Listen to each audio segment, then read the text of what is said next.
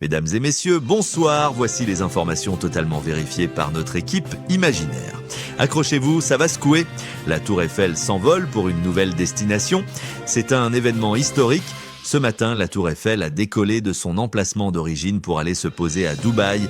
Une erreur de paramétrage dans les nouveaux moteurs anti-pollution installés par la mairie de Paris aurait transformé la Dame de Fer en fusée géante.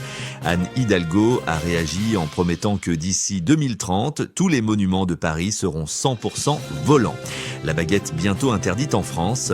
Scandale dans l'Hexagone.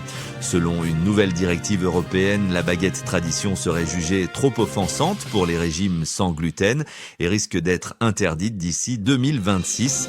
Pour compenser, les Français seront encouragés à manger du pain à base de quinoa et de tofu.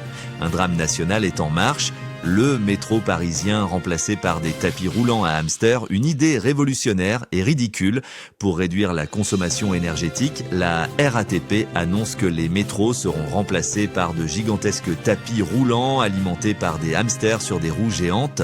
Les syndicats dénoncent une exploitation animale pendant que certains demandent déjà des abonnements premium pour des hamsters dopés à la vitamine C. Un Parisien meurt après avoir dit bonjour à un inconnu, drame dans les rues de la capitale. Un homme a été retrouvé inanimé après avoir accidentellement salué un inconnu dans le métro. Les experts parlent d'un choc thermique social. Son dernier mot aurait été « excusez-moi », ce qui n'a pas aidé à sa survie.